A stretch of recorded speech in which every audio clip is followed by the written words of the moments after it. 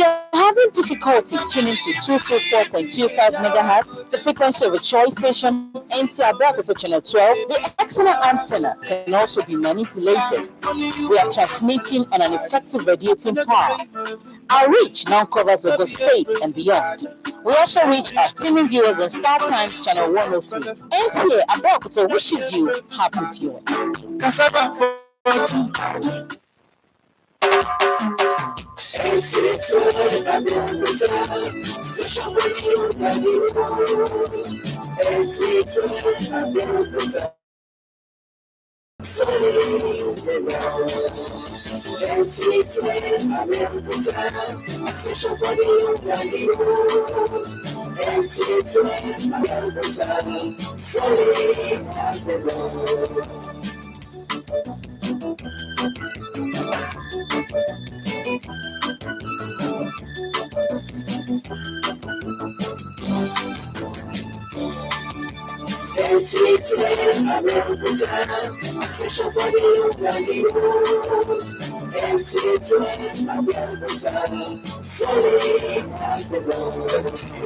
Abeokuta, solid as the rock.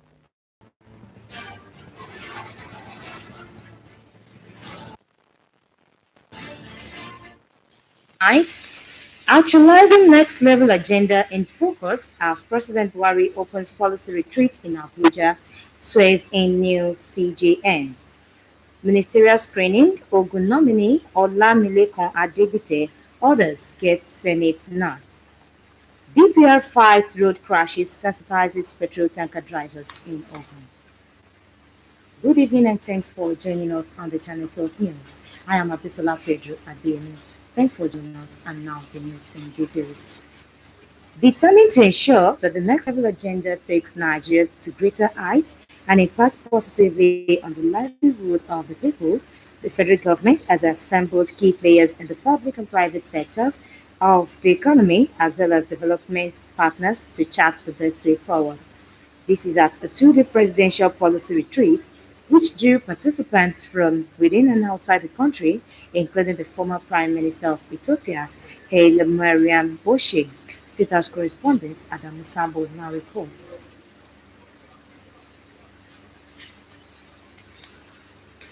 Ogun State's ministerial nominee, architect Olamilekan Adegbite, is among six others whose nomination for the post of ministers have already been cleared by the Senate at a screening exercise which kicked off on Wednesday. Others cleared by the upper chamber are immediate past Minister of Transportation Rotimi Amechi, his Science and Technology counterpart Dr. Ogbonnaya Onu, and former Lagos Assembly Speaker Senator Olorunniyi Mamora, former Education Minister Adamu, and Sharon Ikeazo.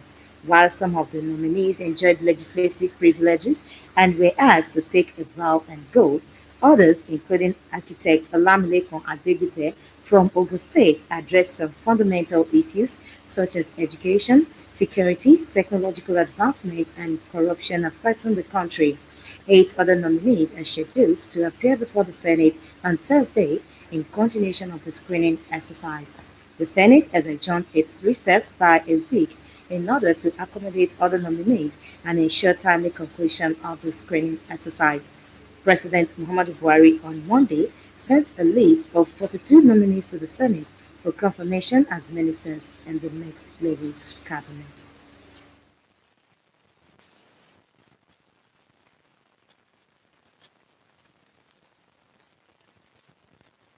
Right. Even when we are not there. The spirit of shortcut, we need to eschew it. Take it out of our national life. Justice Ibrahim Tanko Mohammed has been sworn in as substantive Chief Justice of Nigeria. This followed the Senate's confirmation of his nomination by President Muhammadu Buhari, who also presided over the swearing-in ceremony. The new CJN promised that the nation's judiciary under his watch will stand to be counted in the renewed fight against corruption for national growth and development. State House correspondent Adamu Sambo has details. I will not allow my personal interest to influence my official conduct or my official decisions. Since the 25th of January this year, Justice Ibrahim Tanko Muhammad had been the acting Chief Justice of Nigeria following the suspension and subsequent retirement of the then Chief Justice of Nigeria, Justice Walter Onogen, on allegations of wrongdoing. Holder of a doctorate degree in law from Ahmadu Bello University Zaria, Justice Ibrahim Tanko Muhammad from Bauchi State is the most senior justice of the Supreme Court.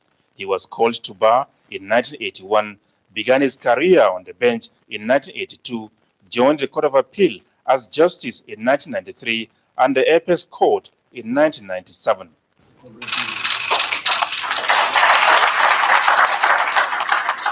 President Muhammadu Buhari did not speak at the ceremony, but it is on record emphatic that the fight against corruption as one of the tripod of policies promised Nigerians by his administration cannot be achieved without the cooperation of the judiciary. So what will Nigerians expect from the judiciary under his watch in support of the renewed onslaught against corruption? A question posed by NTA News to the news CJN. The judiciary under my watch, inshallah al-Karim, will be better. Any case that has to do with the allegation of corruption, we speed it up so that if somebody requests to go to jail, he'll go to jail. I will ask you people and any other person who knows about it, please let him write to me or let him have contact with me. Tell me, and we are going to apply the law as it is. And we will see that all this transcends down to the lower ebb of the judiciary, so that even the area courts, the magistrate courts, will see what we do, and they will be bound by what we do. Apart from Justice Ibrahim Tanko Muhammad's family members, the ceremony was also witnessed in solidarity by several justices of the Supreme Court and the Court of Appeal, as well as the governor of Bauchi State, Senator Bala Muhammad. Very happy and exhilarated by this very auspicious appointment to our brother, our elder brother, who has an excellence to the judiciary. Very good appointment. I've been with him long ago, right from the Court of Appeal, right up to the Supreme Court. We work together.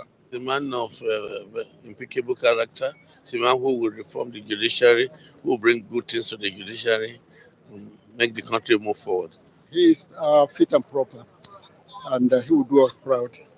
He's a gentleman to the core, and he's very, very honest. He will hold his position very firmly too. Justice Ibrahim Tanko Muhammad is the 18th Chief Justice of Nigeria. From the State House, Adamu Sambu, NTA News. The Presidential Election Petition Court has dismissed the petition of the People's Democratic Movement. The petitioners filed a motion for the withdrawal of the matter. The ground of the petition is the purported non-inclusion of the party logo and the ballot paper used for the presidential election. At the previous hearing, the five-man Presidential Election Petition Court, led by Justice Mohammed Garba, dismissed the motion of the party to withdraw from the suit and thereafter fixed this Monday for the hearing of the substantive case. The motion was seeking the leave of the court to withdraw the matter. Counsel to the respondents did not object to the motions of the petitioners. The leave of the court is needed since the matter has gone beyond the pre-hearing session. The five-man panel of justice led by Mohammed Garba granted the application and thereby dismissed the petition.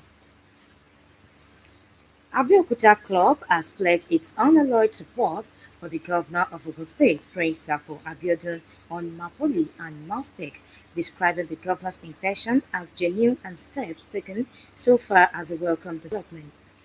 As the governor played host to the club's executive led by its trustee, Professor Afolabi Shoyode, and the president, Tokunbo Odebumi. Correspondent Lukman Adefeso's report is here presented. Recently, various controversies on the Moshood Abiola Polytechnic and the Moshood Abiola University of Science and Technology purported to have emanated from the Abeokuta Club, which the club's executive, who paid a courtesy visit, described as a mere rumor. The club's trustee, Professor Afolabi Shoyode, who spoke on behalf of others, however, expressed satisfaction with the various steps being taken by Governor Dapo Abiodun and promised to work hand in hand with the committee. His thoughts are very clear. His thoughts are very noble. The rumors have nothing to do with what we have heard from His Excellency the Governor. And we are satisfied that his concern is how to get the two institutions that have been moribund, in comatose, not functioning for about 2 years to start functioning. The governor, Prince Nta Abeokuta, noted that his emergence as the governor of Ogun State was as a result of the support he garnered from all the 3 senatorial districts in the state, where the Egba people played an active role. Hence, he promised to place premium on Egba land and be fair to all and sundry. The governor stated further that all his plans towards the Moshood Abiola Polytechnic and Moshood Abiola University of Science and Technology are genuine because he has a covenant with God to ensure that Ogun State witness all-round development under his watch as governor. I need to emphasize that I do not have any objection to Moshood Abiola University of Science and Technology. I do not have an objection to that. So that was not my thinking. And the bill I sent to the House was very simple. Please return the assets of Mapoli back to Mapoli. There was a section 2 or so of that law. It did not say anything about repealing Maustek. I mean, I could have repealed Maustek and just say repeal this university. But that was not the thinking. He took out time to explain his vision on education, economy, security, agriculture, and infrastructure, where he said that Ogun State Public Work Agency bill has been sent to the House of Assembly to address the deplorable state of rural and township roads across the state. The Ogun State government has set up a committee to review the contracts and projects embarked upon by immediate past government in the twilight of his administration. In a statement by the Secretary to the State Government, Mr. Tokunbo Talabi, the committee is to be chaired by the President, Nigeria Society of Engineers, Engineer Adekunle Mokolu, while the Director, Planning and Research and Statistics, Ministry of Works and Infrastructure, Engineer Sunday Adeyemi, will serve as the Secretary. It added that the committee is expected to carry out the assignment in line with the terms and reference, which include identification of all outstanding significant construction projects in the state to ascertain whether or not there was budgetary provision for the established procedure. Other terms of reference are to recommend any viable pathways for the completion of projects or, in the alternative, determine other actions including, but not limited to, reversal or cancellation of the contract that best align with the intent of the state government, and to advise government appropriately on such other matters considered necessary by the committee on these projects. Other members of the committee are Oshiberu Remi, Duni Opayemi, Ade Akisanya, Jamiu Akande Omoniyi, Fari Bayo, Dipe Olukayode, John Obafemi, Mr. Oyefeso, and Akinlabi Oluyomi. As part of efforts to reduce carnage on Nigerian roads, especially by articulated vehicles, the Department of Petroleum Resources (DPR) Abeokuta has organized an awareness campaign for petroleum tanker drivers at Mosimi Depot Shegamu and Ogiri in Ogun State. Lekwabode reports that the thrust of the campaign was concerted effort by relevant stakeholders to stem the tide of incessant road crashes through improved safety practices.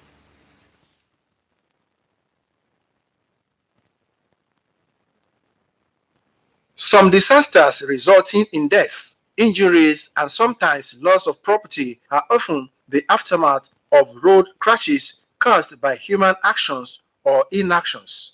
Globally, road accidents record significant number of deaths and injuries. In Nigeria,